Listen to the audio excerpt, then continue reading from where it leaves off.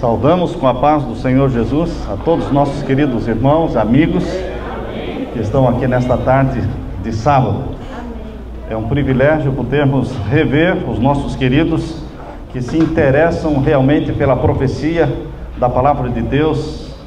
Estivemos estudando a Palavra de Deus com vocês ontem e hoje pela manhã, e aqui estamos hoje à tarde para dar continuidade a este seminário de profecia. Antes de iniciarmos o estudo da Palavra de Deus, queremos orar. Vamos fechar os nossos olhos. Pai amado que estás nos céus, humildemente na Tua presença, Te adoramos como Senhor dos senhores, como Rei dos reis, o Senhor da nossa vida, primeiro Salvador e então Senhor nosso. A Ti pertence toda a honra, toda a glória e todo o louvor, porque Tu és o Santo de Israel. Pai querido, obrigado pelo dom perfeito que foi Jesus Cristo, ao nascer aqui, morrer por nós e ressuscitar também para cumprir com as promessas feitas. Derrama agora o Teu Santo Espírito sobre nós, entroniza Jesus no nosso coração, faz-nos mais semelhantes a Ele, Pai. Em nome de Jesus pedimos a iluminação do céu, do Espírito Santo ao abrirmos a Tua palavra para estudá-la. É em nome de Jesus que pedimos e agradecemos. Amém, Senhor. Amém. Queridos, nós estudamos com vocês sobre as 7 igrejas e demos o gráfico para que vocês tenham isso para sempre. Plastifiquem, coloquem num plástico para que não perca, não suje, não dobre, não rasgue, para que vocês possam continuar estudando e analisando esses gráficos que foram doados para você, passar para os outros aquilo que foi bom para você, aquilo que traz reavivamento para a sua vida, aquilo que traz novo ânimo para a sua fé espiritual em Cristo. Você tem que passar isso para os outros, porque o nosso povo precisa de ânimo, de reavivamento, de fervor, de paixão por Jesus, e é isso que muitas vezes falta. Nós gostamos de Jesus, a maioria gosta de Jesus, mas Deus quer mais do que gostar. Deus quer um amor profundo por Jesus, que arda numa paixão de se encontrar com Jesus o quanto antes. E estas profecias que nós estudamos até agora, elas trazem este fervor dentro de nós. Você começa a sonhar com o céu dia e noite, e você começa a clamar pela volta de Jesus dia e noite, e você se desilude com os negócios da terra, e Deus permite que realmente você se desiluda para que você se apaixone pelo céu. Nós vamos estudar agora à tarde com vocês sobre os 1260, 1290 e 1335 dias. Primeiramente, você pode abrir a sua Bíblia em Daniel capítulo 12. Daniel capítulo 12. Aqui nós vamos encontrar o último capítulo do livro de Daniel. É o clímax do livro de Daniel. Lembrem-se, queridos, que o livro de Daniel, ele foi escrito de uma forma repetitiva, porque ele repete as nações do mundo, a sequência dos domínios mundiais, de Babilônia, Medo-Pérsia, Grécia e Roma. Isso você encontra no capítulo 2, na estátua de Nabucodonosor, que ele viu a cabeça de ouro representando Babilônia, e então o peito e braços de prata representando a Medo-Pérsia, e o quadril de bronze representando a Grécia, e as pernas de ferro representando o Império Romano, e os pés representando a Roma dividida nas 10 nações representadas pelos 10 dedos da estátua. Nós sabemos que a divisão do Império Romano aconteceu em 476 da nossa era. Então nós diríamos que a estátua do capítulo 2 nos conduz até o ano 476. E não dá nenhuma data mais dali para frente, porque a próxima coisa que aparece na profecia do capítulo 2 de Daniel é a pedra. Mas nós não temos o dia, a hora, a data para essa pedra. Então a data que aparece no livro de capítulo 2 de Daniel, a última data é a 476. Depois vem a pedra, que não sabemos o dia e a hora. Aí você chega no capítulo 7. O capítulo 7 de Daniel repete os domínios mundiais, os 4, só que agora não é mais a estátua de ouro, agora são os 4 animais: o leão, não é? O urso e o leopardo com 4 cabeças, e o animal terrível com 10 chifres. Só que o capítulo 7 não só repete os 4 impérios mundiais, ele avança no tempo, porque o capítulo 7 não para em 476, o capítulo 7 avança até o ano 1798. Por quê? Porque no capítulo 7, verso 25, diz do chifre pequeno, que perseguiria o povo de Deus, os santos do Altíssimo, e mudaria os tempos e a lei, e perseguiria o povo de Deus por um tempo, tempos, metade de um tempo, 1260 anos, que começaram em 538 depois de Cristo e se estenderam até 1798 depois de Cristo. Aí para ali em 1798, não tem nenhuma data específica no capítulo 7, além de 1798. Mas o capítulo 8, ele avança no tempo. Quando você chega no capítulo 8 de Daniel, não começa mais com Babilônia, porque Babilônia já tinha caído, e o que caiu já não é mais profecia, tá certo? Entendamos que o que caiu já não é mais profecia. Profecia é para o futuro. Então não começa mais com Babilônia, já começa diretamente com Medo-Pérsia, Grécia e Roma. E menciona no capítulo 8, verso 14, a profecia dos 2.300 anos, 2.300 tardes e manhãs. Até 2.300 tardes e manhãs o santuário será purificado. Nós já mencionamos que os 2.300 anos começam em 457 a.C. e terminam em 1844 depois de Cristo. Portanto, percebam que o capítulo 8 avança no tempo, não para em 1798. Passou 476 do capítulo 2, passou 1798 do capítulo 7 e avança até o ano 1844. Então, queridos, alguns dizem que a beleza do livro de Daniel é a repetição histórica dos 4 impérios. Eu creio que a beleza do livro de Daniel não é a repetição histórica dos 4 impérios. A beleza do livro de Daniel é a progressão no tempo, caminhando em direção à volta de Jesus. Ele progride no tempo, ele avança no tempo. A profecia é dada não para repetir o que já tinha acontecido, a profecia é dada para avançar no tempo. O capítulo 7 faz uma recapitulação do capítulo 2 e avança no tempo.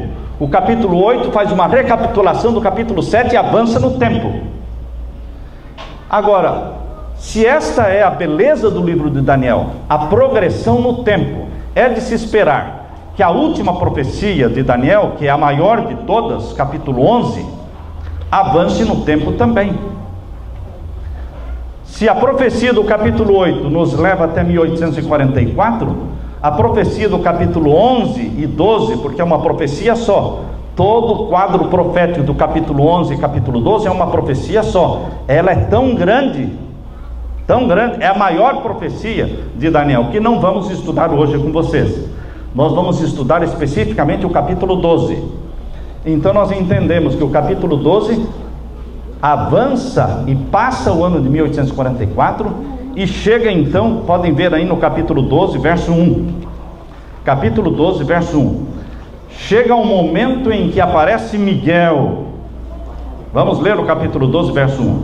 E naquele tempo se levantará Miguel, o grande príncipe, que se levanta pelos filhos do teu povo, e haverá um tempo de angústia qual nunca houve, desde que houve nação até aquele tempo, mas naquele tempo livrar-se-á o teu povo, todo aquele que se achar escrito no livro da vida. O capítulo 12 é clímax. O capítulo 12 é o fim do tempo do fim. O tempo do fim começou em 1798. 1798 acabou a supremacia papal, foi preso o Papa Pio VI no dia 10 de fevereiro de 1798, ali começou o tempo do fim. Só que o capítulo 12 não está falando do tempo do fim, e sim do fim do tempo do fim, porque os assuntos que aparecem no capítulo 12 começa falando: Miguel se levanta para libertar o seu povo.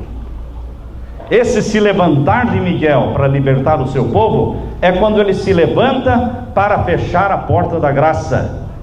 Miguel se levanta para fechar a porta da graça, e nesse tempo haverá uma angústia qual nunca houve, mas se salvará todo aquele que for achado inscrito no livro da vida do Cordeiro. São temas profundos, são temas que nos emocionam. O capítulo 12 está dizendo que nesse tempo do fim, o conhecimento profético se multiplicaria. Vocês podem ler aqui no capítulo 12 e o verso 4. E tu, Daniel, fecha estas palavras e sela este livro até ao fim do tempo. Muitos correrão de uma parte para outra, e a ciência se multiplicará. A ciência que se multiplicaria no tempo do fim, nos derradeiros dias. Não está falando da ciência tecnológica, porque aqui não está falando de ciência tecnológica. Se você aplicar isso para o iPhone, para o iPad, para o iPod, não é? Para a televisão, enfim, para o avanço tecnológico, nós respeitamos, mas esta não foi a intenção do profeta e do Espírito Santo. O Espírito Santo está dizendo que no tempo do fim, nos derradeiros dias que antecedem a volta de Jesus, o conhecimento profético se multiplicaria, a ciência profética se multiplicaria. Queridos, Deus está prevendo o derramamento do Espírito Santo sobre você, sobre mim, sobre nós, como povo de Deus, exatamente porque nós precisamos entender a profecia para o tempo em que nós estamos vivendo. Parar de jogar a profecia para o passado.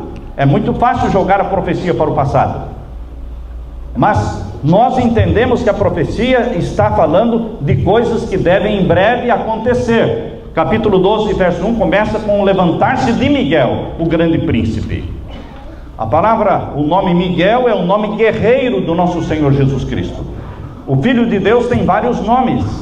O nome do Filho de Deus como Salvador da humanidade é Jesus, aquele que nos salva dos nossos pecados. O nome do Filho de Deus encarnado é Emanuel, que quer dizer Deus conosco.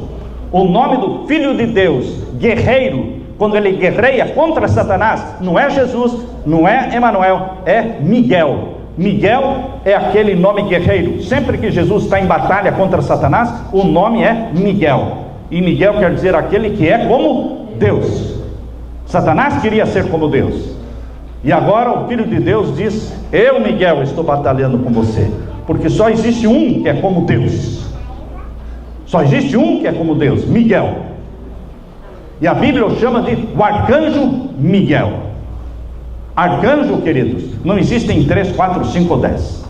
Arcanjo, existe um arcanjo.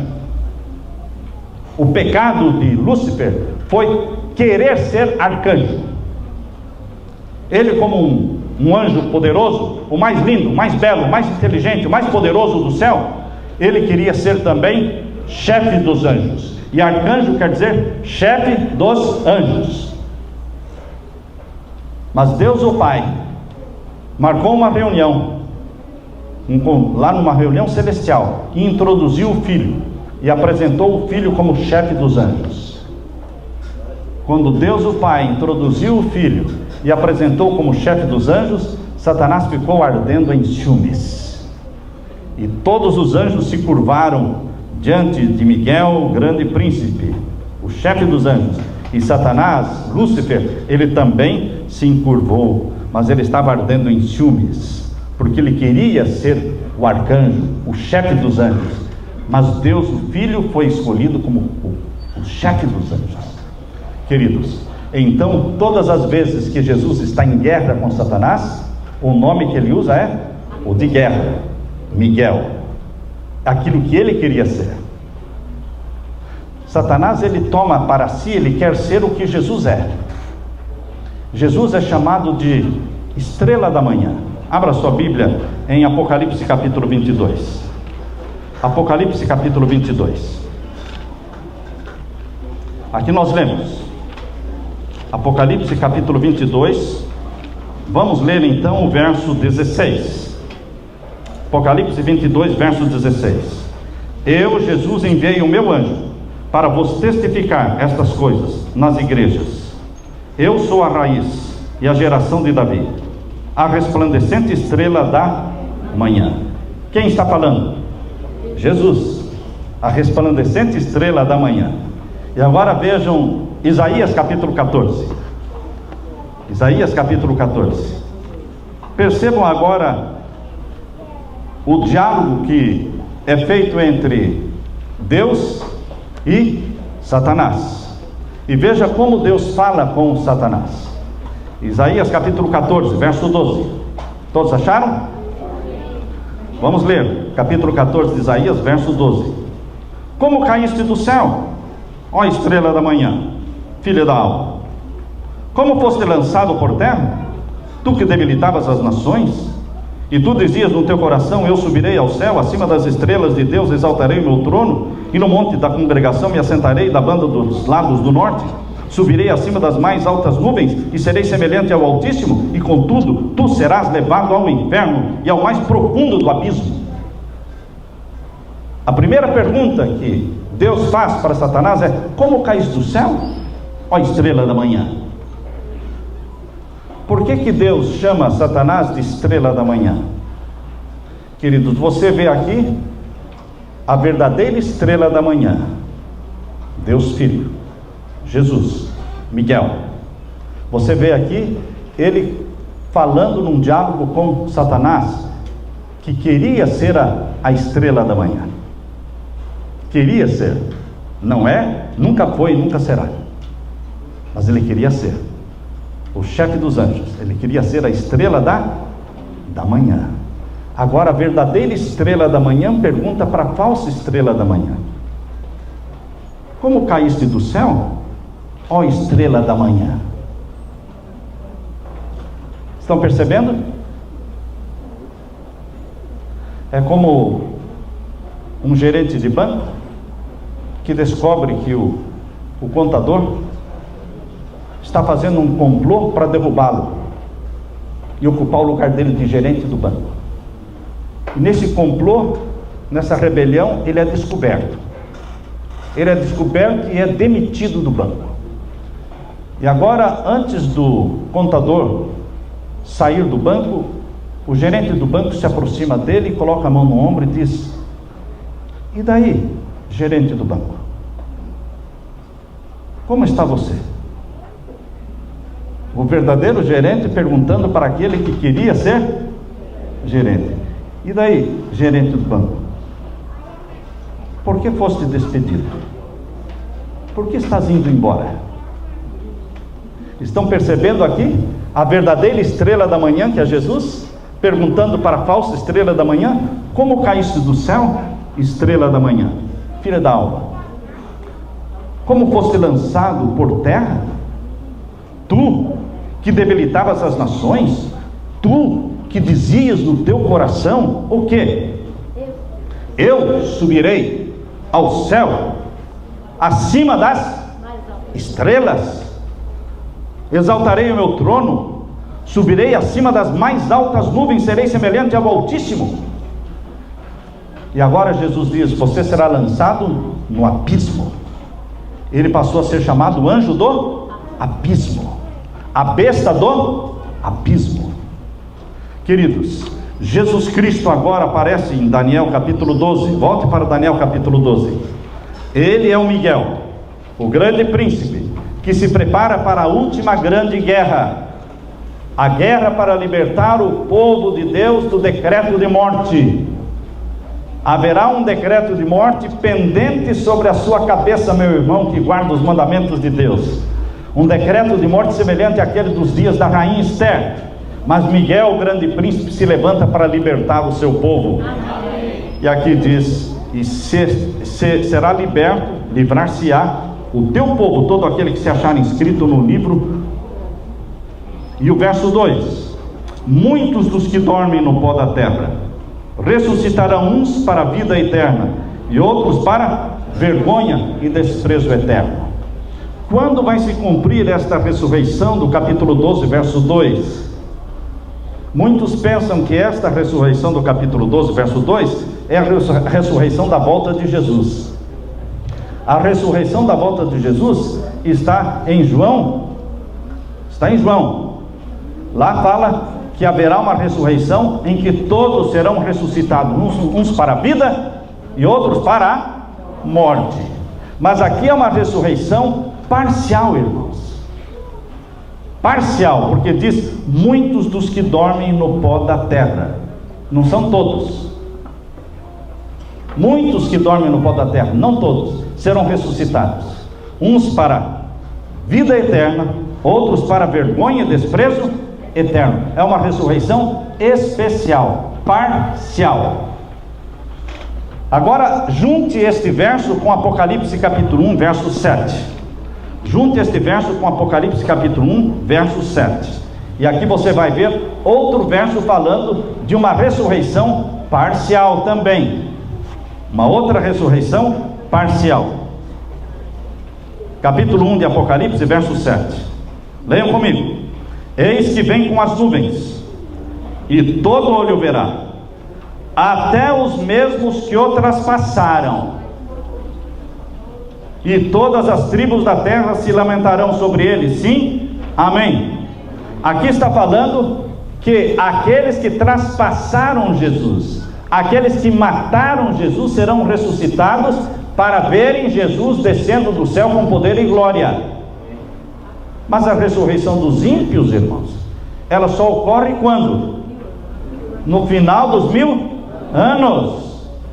Mas como eles serão ressuscitados? Aqueles que traspassaram Jesus, Anás, Caifás, Pilatos, aqueles soldados que pregaram as mãos de Cristo, aqueles soldados que furaram o seu lado.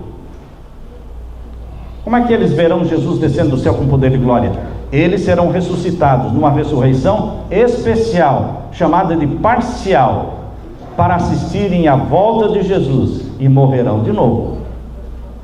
Existe uma ressurreição especial antes da volta de Jesus. Muitos não concordam com esta ressurreição especial antes da volta de Jesus, mas este é um ensinamento adventista do sétimo dia. E eu quero que vocês leiam agora o verso de Daniel, capítulo 12. Daniel, capítulo 12. E vamos ver agora sobre os 1290 dias. Capítulo 12, o verso 11. Capítulo 12, verso 11. Desde o tempo em que o contínuo for tirado e posta a abominação desoladora, haverá 1290 dias. Haverá 1290 dias, desde o momento em que for colocada a abominação desoladora. Conta 1290 dias. E você chega no final dos 1290 dias e você pergunta: e agora? O que vai acontecer no final dos 1290 dias?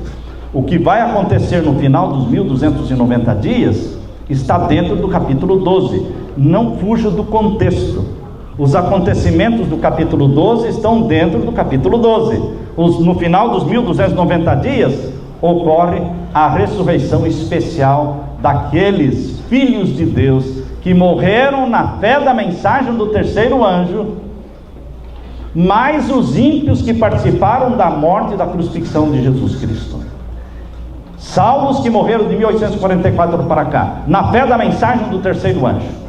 Aonde está escrito isso? No livro Grande Conflito.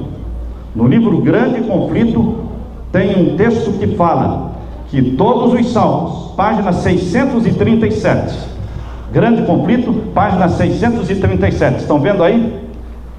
Aqui vai acontecer no período da sexta trombeta. Por que este período de 1290 dias termina na sexta trombeta? Isso está no livro Grande Conflito, página 637, falando sobre a ressurreição especial. Lá menciona que eles ressuscitarão glorificados. Todos os que morreram na fé da mensagem do terceiro anjo ressuscitarão glorificados, para ouvirem o concerto de paz proferido por Deus, entre Deus e o seu povo. Mas os ímpios também, que mataram Jesus, ressuscitam nessa ressurreição especial.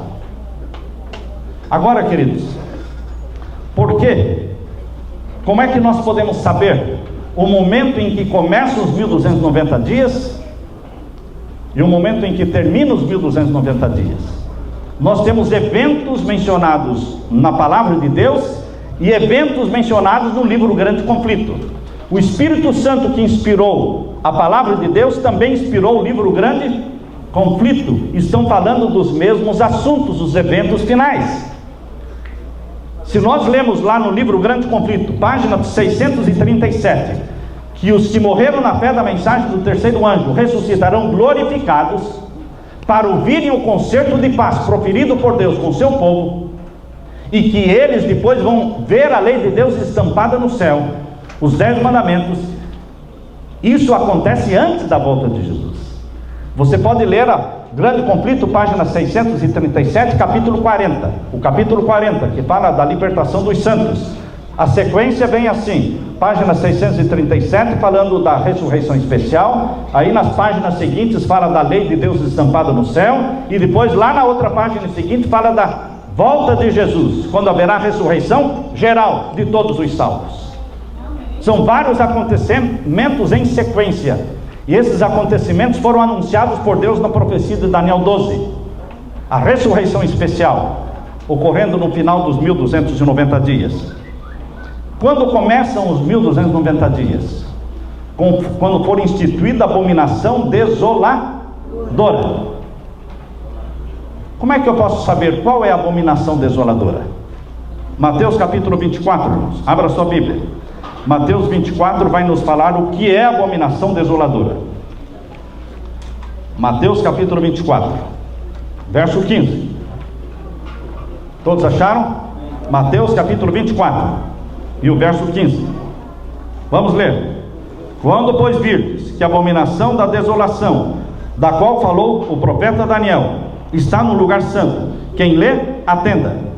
Então os que estiverem na Judéia, fujam para os montes. E quem estiver sobre o telhado, não desça a tirar alguma coisa da sua casa. E quem estiver no campo, não volte atrás a buscar os seus vestidos. Mas ai das grávidas e das que amamentarem naqueles dias, e orai para que a vossa fuga não aconteça no inverno nem no sábado, porque haverá então grande aflição, como nunca houve desde o princípio do mundo até agora, nem tampouco há de haver. A abominação desoladora, irmãos, aconteceu de duas maneiras. Ela tem uma aplicação dupla, porque ela aconteceu no cerco de Jerusalém. Jesus falou, quando Jerusalém estiver cercada. Essa é a abominação desoladora da qual falou Daniel. Quando Roma cercar o povo de Deus. Quando Roma fincar em terra santa o estandarte idolátrico romano. Isso está no livro Grande Conflito, página 26. Grande Conflito, página 26, diz que quando Roma cercou Jerusalém, em 586, eles encheram a terra santa de estandartes idolátricos romanos. A bandeira de Roma foi fincada em terra santa e cercou Jerusalém. E Jesus disse, esse é o sinal para os filhos e as filhas de Deus fugirem da cidade. E agora, o povo de Deus, na Jerusalém cercada, viram o estandarte idolátrico romano fincado em terra santa, e eles disseram, é hora de fugir, mas não dá para fugir, a cidade está cercada. Mas o cerco foi retirado. O cerco foi retirado. Por que o cerco foi retirado? Porque lá em Roma, o rei suicidou, Nero suicidou, e agora Vespasiano, pai de Tito, general Vespasiano, pai de Tito, que estava ali cercando Jerusalém, ele precisava do exército para se tornar imperador no lugar de Nero. E ele manda então um recado: volte com o exército, porque eu preciso do exército para me tornar imperador. E Tito, obediente, retirou o cerco de Jerusalém e começa a voltar com o exército para Roma.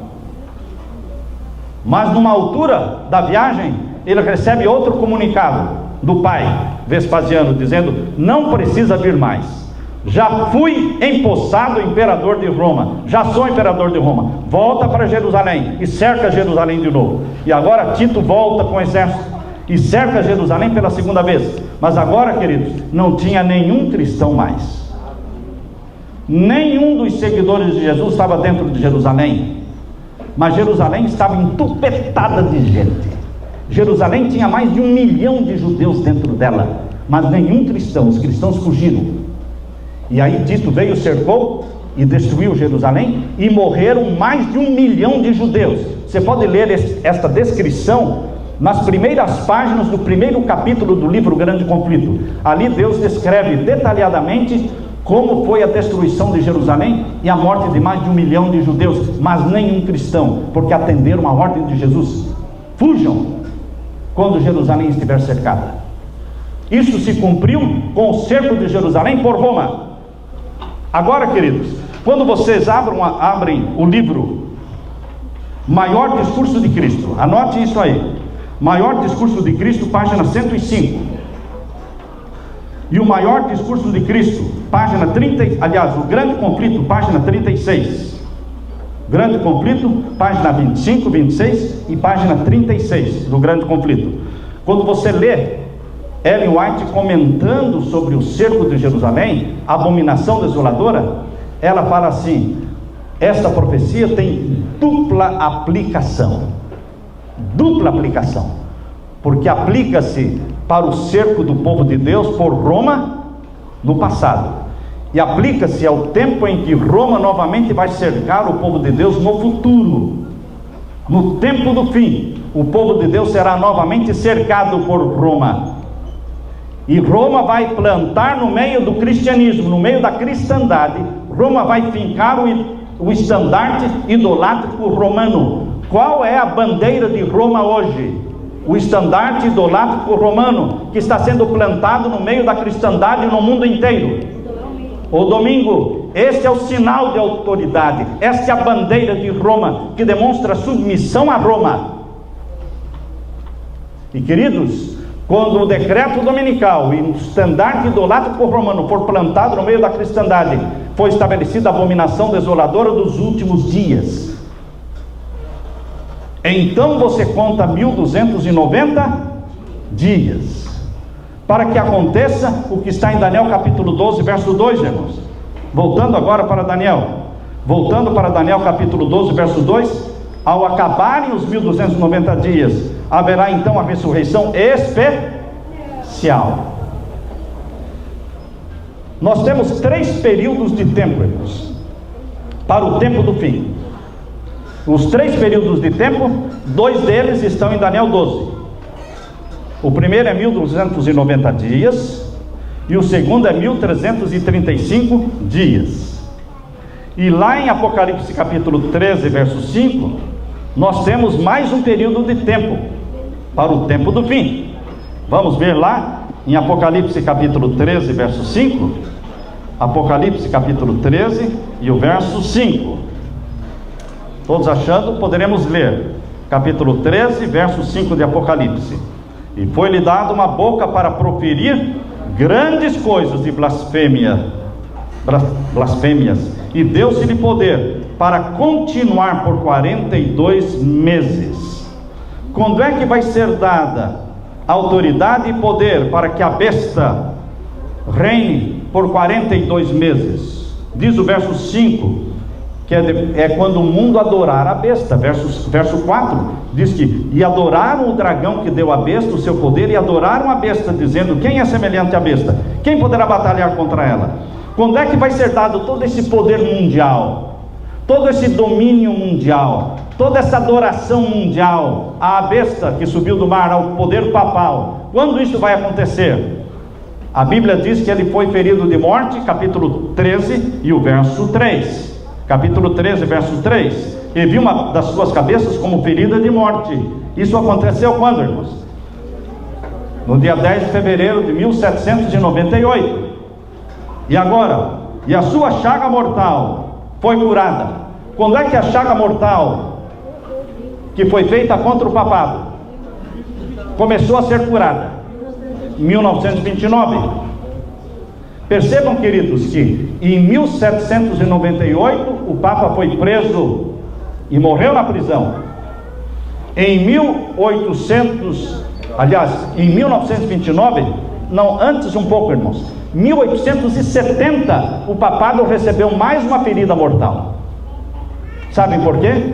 Porque em 1798 ele perdeu a supremacia papal, que acabou em 1798. Mas algo precioso, o ouro, o dinheiro, que o Vaticano valoriza muito. Você sabe onde está o ouro do Brasil? Quando Portugal descobriu o Brasil, tinha muito ouro aqui. Quando Portugal descobriu o Brasil, era muito ouro.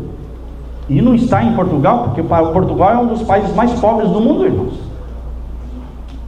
O país mais pobre da comunidade europeia é a Grécia. O segundo mais pobre é Portugal. Então não está lá o ouro. Se alguém disser para você, o ouro se queimou, não é? O ouro enferrujou. Não, ouro não enferruja. Ouro não queima. Quanto mais queima, melhor fica. Onde é que está o ouro? Está na mão daqueles que financiavam as expedições dos portugueses. Está na mão daqueles que financiavam as expedições da Espanha. Está nas mãos do Vaticano.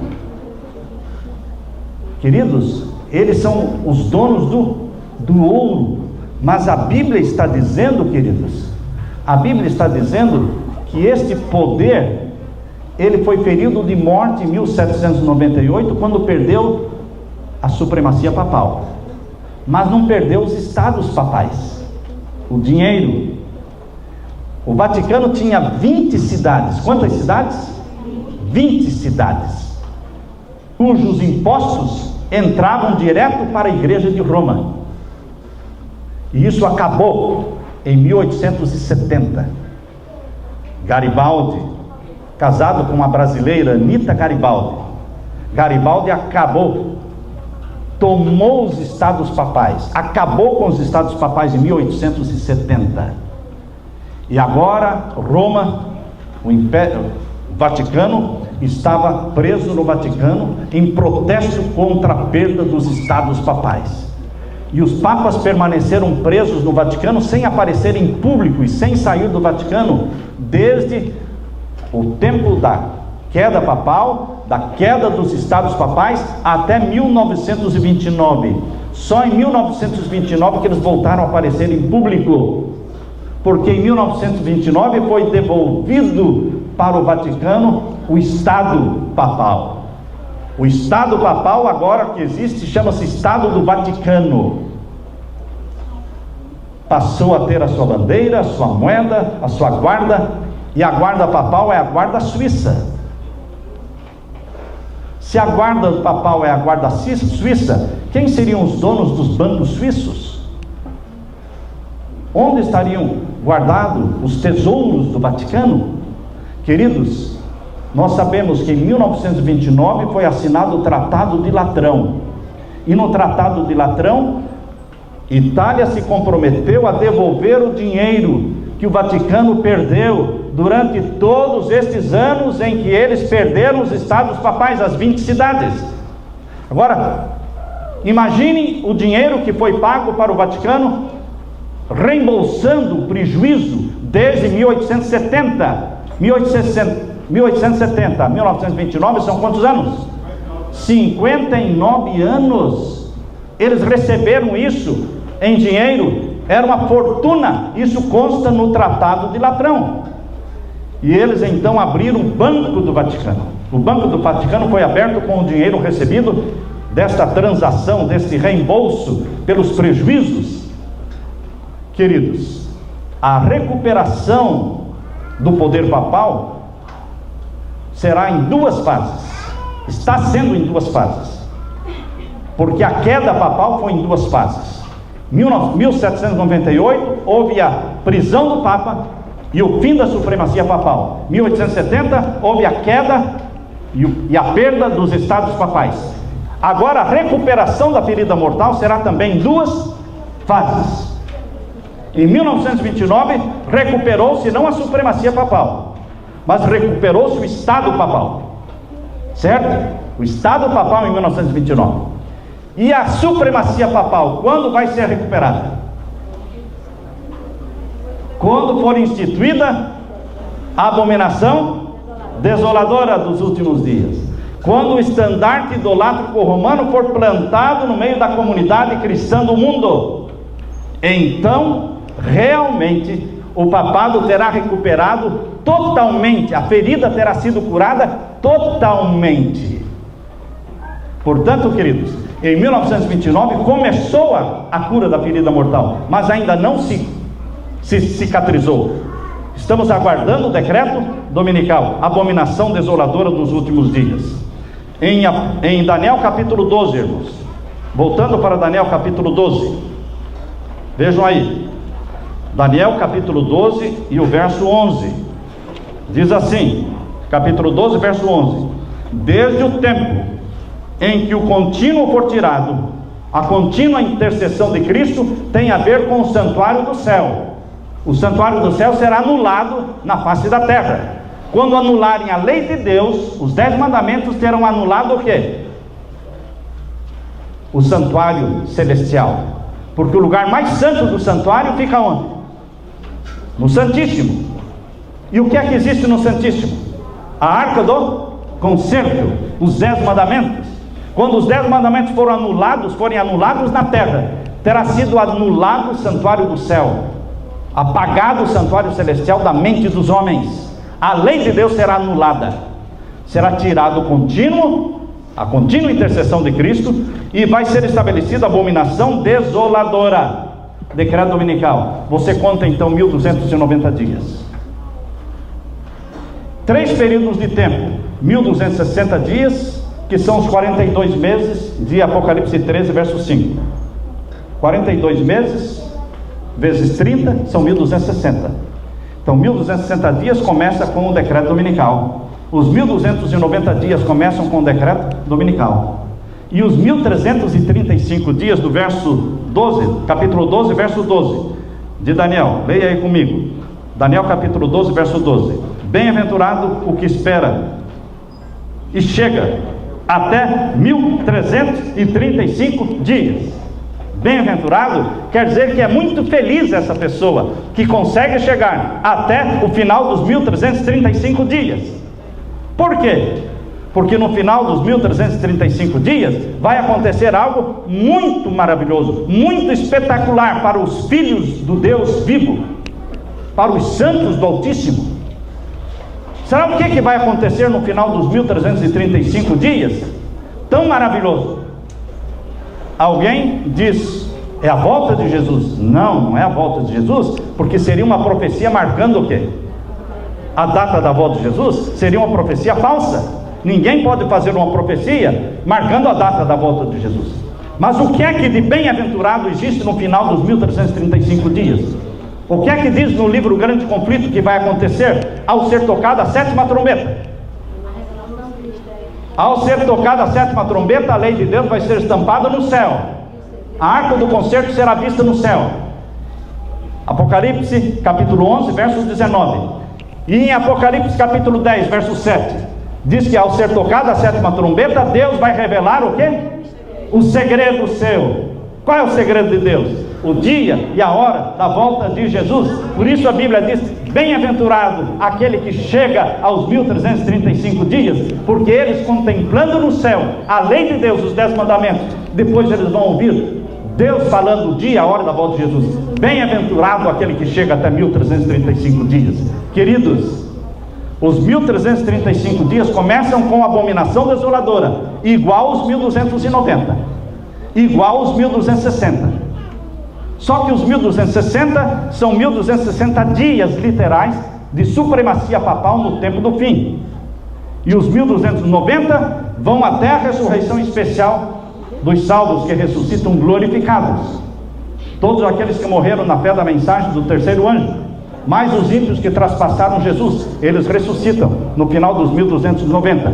Aí você conta mais 45 dias e chega a 1335 dias. E então ouve a voz de Deus declarando o dia, a hora da volta de Jesus. Esses acontecimentos, irmãos, estão aqui em Daniel 12, estão no livro Grande Conflito. Nós não estamos inventando nada, só estamos juntando. Nós simplesmente, dirigidos pelo Espírito Santo, nossa mente entendeu que existe um link, uma relação entre a revelação de Deus do capítulo 40 do Grande Conflito e a revelação de Deus de Daniel capítulo 12, juntando as duas revelações dadas pelo Espírito Santo, porque assim cremos.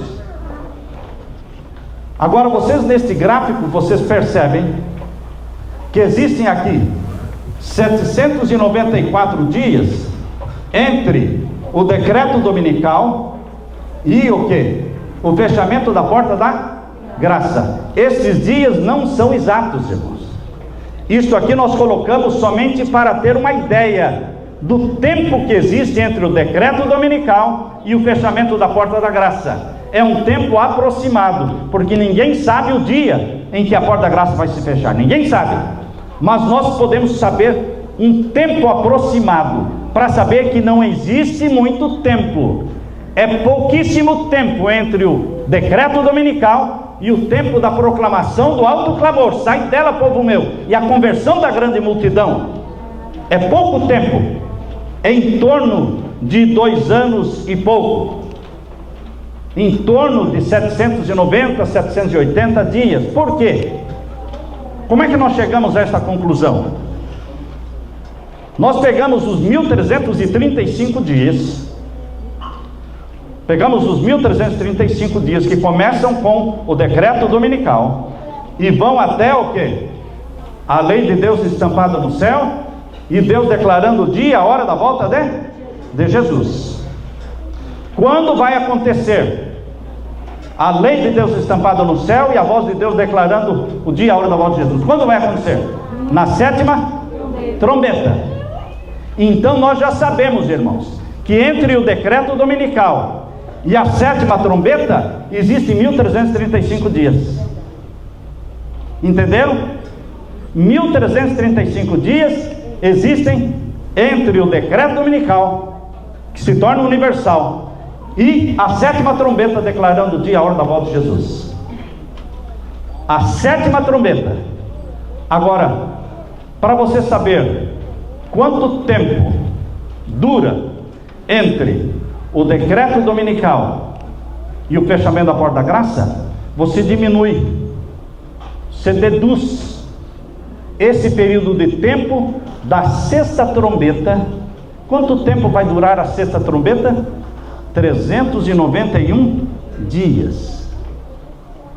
Quanto tempo vai durar a 5ª trombeta? 150 dias. Quanto tempo vão durar a 1ª, 2ª, 3ª e 4ª trombeta? Não sabemos. Por isso não é tempo exato, porque é tempo aproximado, porque nós não sabemos quanto tempo vão durar a 1ª, 2ª, 3ª e 4ª trombetas. Pode ser 1 mês, pode ser 2 meses, mas vai ser pouco tempo, porque Deus não falou o tempo. Deus só falou o tempo da 5ª e da 6ª. Nós sabemos que a 5ª e a 6ª somadas, quando você soma 150 com 391, você tem quantos dias? Hein? Você soma 391 com 150, quem é bom de matemática? 391 mais 100, 491, mais 50, 541.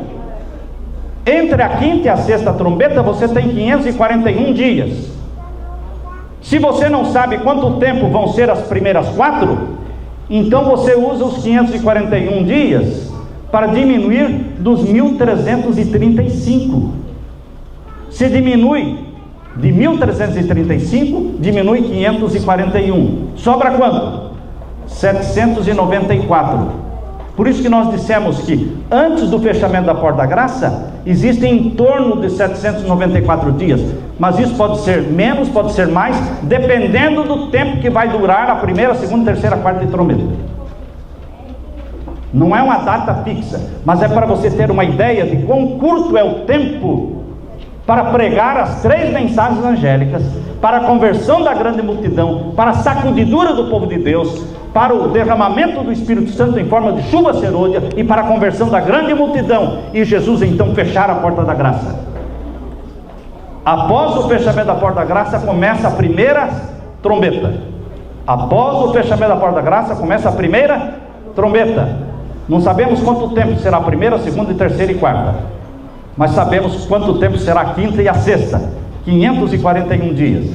Por isso que nós sabemos com certeza quando começa o tempo profético de 1260, 1290 e 1335. Começa com o decreto dominical.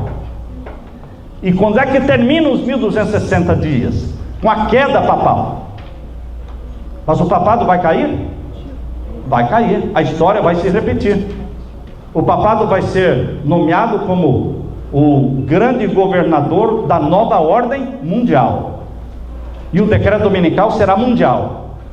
E depois que ele reinar por 42 meses, ele vai cair. Ele vai ser derrubado. E ele não vai se levantar jamais. Será o fim do poder papal. Onde está o fim do poder papal, irmãos? Em Daniel 11:45, irmãos. Daniel 11:45 está o fim do governo papal. Vamos ler então Daniel 11, verso 45. Aqui está falando do rei do norte. O rei do norte é o papado. Tiago White acreditava que o rei do norte era o papado. Uriah Smith, ele acreditava que o rei do norte era a Turquia. Então desde aquele tempo, Uriah Smith cria de uma forma e Tiago White cria de outra forma. Quem estava certo? Tiago White estava certo. O rei do norte não é a Turquia, o rei do norte é o papado. Aqui diz que o rei do norte vai invadir a terra gloriosa. O rei do norte vai invadir a terra de Israel. Será que o rei do norte vai tomar posse de Israel? Será que o papado vai tomar posse das terras de Israel? Será que o papado vai armar as suas tendas e o seu trono em Jerusalém? Leia agora o capítulo 11, verso 45. E armará as tendas do seu palácio entre o mar grande e o monte santo e glorioso, mas virá o seu fim e não haverá quem o socorra.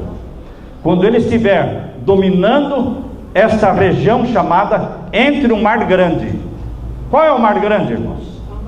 O mar Mediterrâneo e o monte santo e glorioso. Qual é o monte santo e glorioso?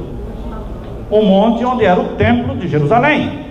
Quando o papado estiver dominando esta área, armando as tendas do seu palácio nesta área, quando Israel se tornar possessão romana, virá o fim do papado. E aqui diz: virá o seu fim, e não haverá quem o socorra. Ele vai ser destruído. Agora leia comigo Apocalipse capítulo 17, irmãos. Apocalipse capítulo 17 e o verso 16. Apocalipse capítulo 17, verso 16. Daniel e Apocalipse falam dos mesmos assuntos. Lembrem aquilo que nós já repetimos aqui. Daniel e Apocalipse falam dos mesmos assuntos. Se lá em Daniel está falando do fim de Roma papal, Apocalipse também fala do fim de Roma papal. Aonde? Aqui em Apocalipse 17, verso 16, diz o quê? E os 10 chifres que viste na besta são os que aborrecerão a prostituta e a porão desolada e nua, e comerão a sua carne e a queimarão no fogo. O que vai acontecer com a besta que subiu do mar? O que vai acontecer com essa besta chamada prostituta? Essa prostituta carregada pelo dragão, amiga do dragão. O que vai acontecer com ela depois? Porque capítulo 17, verso 12, irmãos, leia aí o capítulo 17, verso 12. Os 10 chifres darão todo o poder para que a besta reine sobre eles. Primeiro os 10 chifres representando os 10 reis que ainda não receberam o reino. Estão percebendo? 10 reis que ainda não receberam o reino. Por que os 10 reis ainda não receberam o reino? Porque os reinos estão sendo formados agora. Agora, enquanto eu estou falando, estão se formando os 10 reinos. O reino número 1 é Estados Unidos, México e Canadá. O reino número 2 é a Comunidade Europeia, que já foi formada em 1993. O reino número 3 é o Japão sozinho. O reino número 4 é África do Sul e Austrália e Nova Zelândia. O reino número 5 é o antigo bloco da União Soviética. Putin, no dia 28 de maio de 2014, assinou a formação do bloco econômico número 5. E o bloco número 6, Lula, assinou em 2008 em Brasília a formação do bloco Unasul. Esse bloco número 6 é o reino número 6, que já foi formado em 2008. E o bloco número 7 é o norte da África e o Oriente Médio. O norte da África e o Oriente Médio estão sendo formados, estão formando o bloco número 7, o reino número 7. Começando com a guerra do Afeganistão, a guerra do Iraque. Depois da guerra do Afeganistão e da guerra do Iraque, para onde foi a guerra? Vocês estão acompanhando? Depois da guerra do Afeganistão e do Iraque, a guerra foi para o Egito. Depois de derrubarem o governo do Egito, a guerra foi para onde? Para a Líbia. Não, para a Líbia. Derrubaram o Mar Gaddafi. Depois do Mar Gaddafi, a guerra foi para onde? Para a Síria. E enquanto não derrubaram o presidente da Síria, eles não desistem, porque eles têm que derrubar todos os governos muçulmanos, ditadores, países em que a religião e o Estado são juntos e não tem democracia. Eles têm que derrubar, implantar banco central nesses países. E então, queridos, formar o bloco número 7. O bloco número 7 é o grande bloco árabe, é o grande reino árabe, que está sendo formado desde 2001 até os nossos dias. E depois da Síria virá quem? O Sudão. E depois do Sudão, Irã. O bloco mais difícil de se formar, irmãos, é o bloco número 7, é o reino número 7. Porque já estão lutando para formar o bloco número 7 desde a queda do Saddam Hussein, desde a morte do Saddam Hussein. Já derrubaram o Saddam Hussein, já derrubaram o Mar Gaddafi e agora estão tentando derrubar o presidente da Síria. Queridos, esse é o bloco número 7. E o bloco número 8 é o centro da África. E o bloco número 9 é a Ásia. E o bloco número 10 é a China sozinha. Esses 10 grandes reinos estarão envolvendo a terra toda. A terra toda estará dividida em 10 grandes reinos, 10 grandes supernações. E por isso diz aqui que são reis que ainda não receberam o reino. Mas quando esses 10 grandes blocos econômicos estiverem consolidados, o que os 10 reis vão fazer? Leiam o capítulo 17, verso 12. E os 10 chifres que viste são 10 reis que ainda não receberam o reino, mas receberão poder como reis por 1 hora, ou seja, vai ser muito rápido o período em que eles vão reinar sobre os 10 reinos, juntamente com a besta. Agora o verso 13 explica melhor. Estes, ou seja, os 10 reis, estes têm o mesmo intento, eles se unem numa só intenção. E qual é esta única intenção unânime dos 10 reis? Verso 13: e entregarão o seu poder e a autoridade para a besta. O poder papal, a besta que subiu do mar, é a mesma prostituta do capítulo 17. Essa prostituta é a igreja de Roma. No capítulo 13, 1, diz que a besta que subiu do mar, a besta que subiu do mar e a prostituta estão apontando para o mesmo poder, que é Roma papal. Roma papal vai dominar sobre os 10 reis por um tempo curto. Por quanto tempo vai dominar, irmãos? Capítulo 13, verso 5. Por quanto tempo Roma papal vai dominar sobre os 10 reinos? Capítulo 13, verso 5. Abra sua Bíblia em Apocalipse 13, verso 5. E foi-lhe dada uma boca para proferir grandes coisas e blasfêmias, e deu-se-lhe poder para continuar por 42 meses. Pergunto eu, Roma vai recuperar a supremacia perdida ou não? Está fraco, né? Tem muitos adventistas que não acreditam que Roma vai recuperar a supremacia perdida. Vou perguntar de novo, Roma papal vai recuperar a supremacia perdida ou não? Vai. E por quanto tempo será a supremacia perdida? Por quanto tempo? 42 meses. Tem gente que diz, não, eu não concordo. Bom, você não concorda com 42 meses, então chuta aí, quanto tempo você acha? Fica difícil, né? Você chutar assim, vai ser por 5 anos, por 10 anos. E por que você não aceita o que Deus falou? Que será por 42 meses. No passado, Roma dominou o mundo por 42 meses proféticos. Certo ou errado? Na Idade Média, 42 meses proféticos, 1260 anos. E agora no tempo do fim, Roma vai dominar o mundo por quanto tempo? 42 meses literais. Literais. Como é que você sabe, irmão? Como é que você sabe quando Deus está falando de 42 meses literais? E quando é que você sabe que Ele está falando de 1260 anos, ou seja, 1260 dias proféticos? Como é que nós sabemos quando a profecia é tempo literal e quando a profecia é tempo profético? Simples, irmãos. Eu aprendi isso com a lição da Escola Sabatina, não de 1989. Agora é outra lição da Escola Sabatina. Aquela lição da Escola Sabatina escrita por Clifford Goldstein.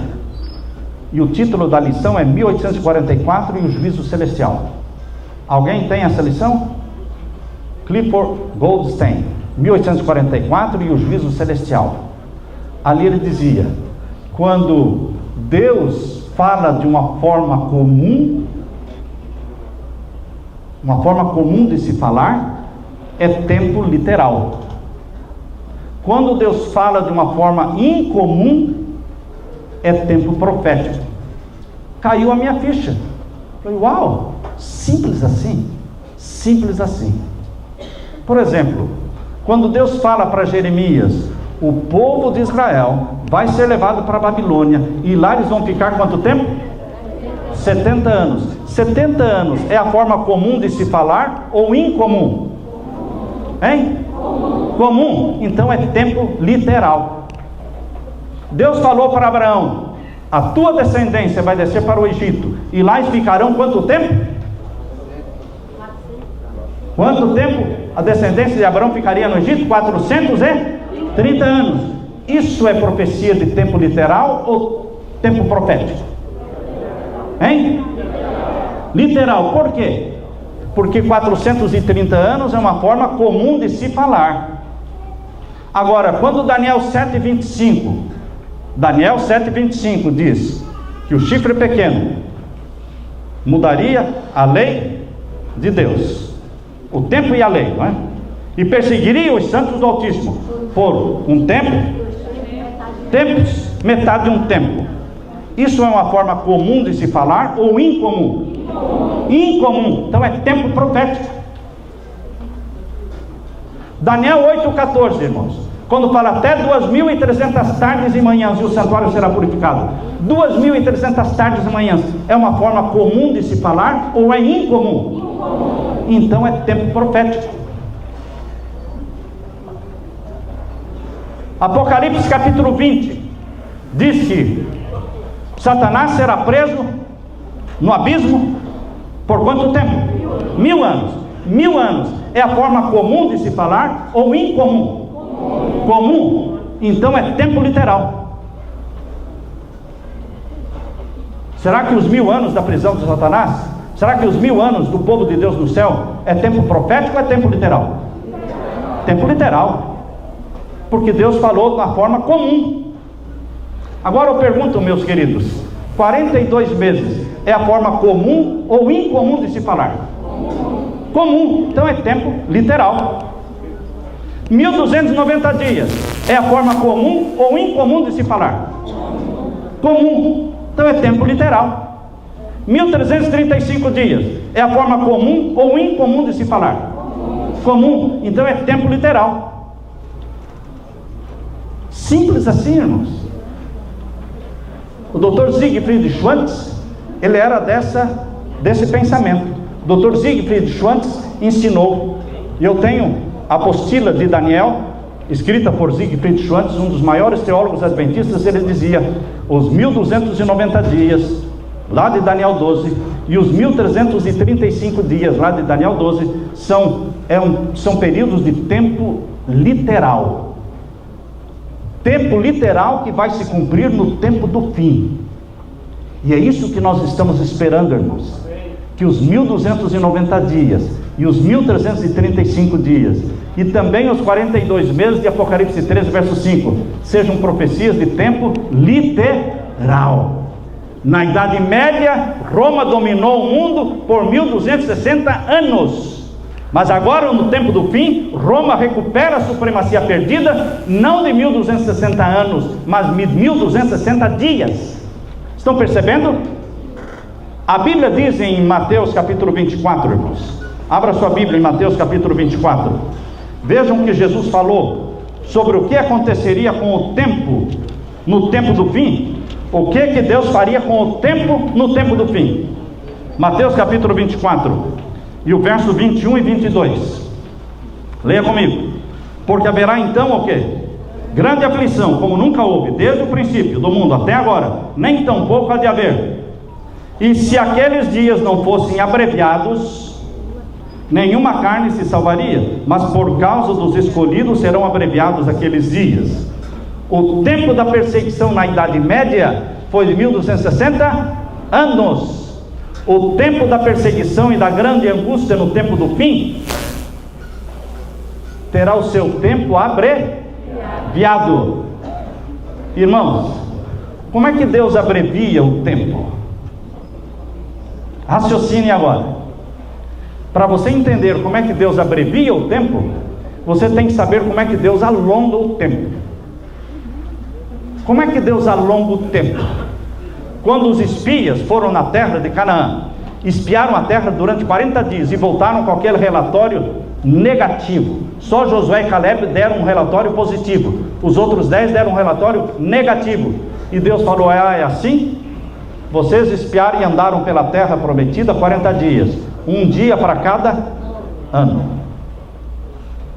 Um dia para cada ano. Como é que Deus alonga o tempo, irmãos? Pegando um dia literal e transformando em dia profético. Um dia valendo um ano.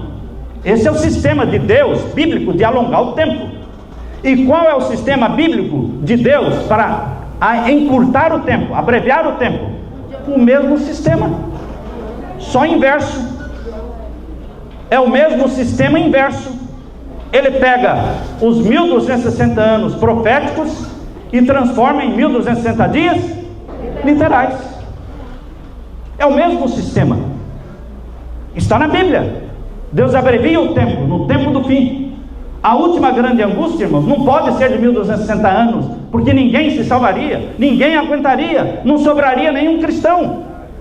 Então Deus abrevia o tempo da última grande angústia, da perseguição papal do tempo do fim. Ele abrevia o tempo de 1260 anos para 1260 dias, que lá em Apocalipse 13, verso 5, são 42 meses. Então, meus queridos, com o decreto dominical mundial, começam então os 3 últimos períodos de tempo, que são 42 meses, não é? 1260 dias, literais. Começam os 1290 dias e os 1335 dias. No final dos 1260 dias, o que acontece? A queda papal. Onde está isso? Daniel 11:45 e Apocalipse capítulo 17, versos 16, que fala que o papado vai ser derrubado. Por quem? Pelos mesmos 10 que o exaltaram.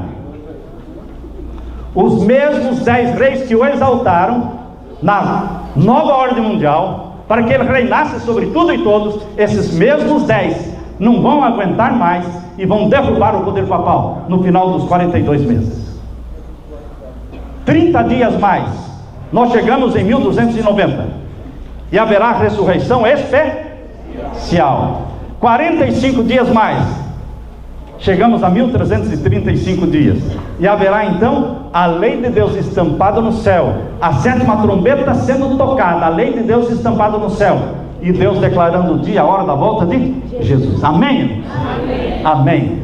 que vocês se consolem, que vocês se animem com estas profecias, que não marca o dia e a hora da volta de Jesus, mas mostra que nós estamos às portas da volta de Jesus. Já podemos ouvir os passos de um Deus que está voltando para buscar os seus escolhidos, os santos do Altíssimo. Você é convidado para ser um dos santos do Altíssimo, recebendo a santidade de Deus. Eu quero orar com aqueles que são do santo do Altíssimo. Eu quero orar com aqueles que são do santo, pertencem ao santo de Israel. Deus quer vir buscar você e a mim. Vamos levantar a nossa mão. Nós vamos suplicar a Deus neste momento, que Jesus volte logo, que o tempo seja abreviado e que os últimos acontecimentos sejam rápidos, para que o povo seja arrebatado ao céu. Pai querido que estás nos céus, muito obrigado, Pai querido, por estarmos aqui meditando em Tua palavra, e porque o Senhor nos deu detalhes da Tua profecia, Pai, mostrando quão curto será o tempo da última grande angústia. Ela vai ser curta em tempo, e ela vai ser abençoada pelo Senhor, porque os anjos de Deus vão se tornar em escudos de luz, protegendo o Teu povo da perseguição, do decreto de morte. Pai eterno, bendito seja o Senhor, que não escondeu os Teus segredos, mas revelou os Teus segredos aos Teus servos, e agora derrama o Espírito Santo sobre todos os que estão aqui. Fala, Pai, ao nosso coração, anima a nossa fé, para que não olhemos para trás, mas para frente, para cima, de onde virá o nosso socorro. Em nome de Jesus pedimos, amém. Amém.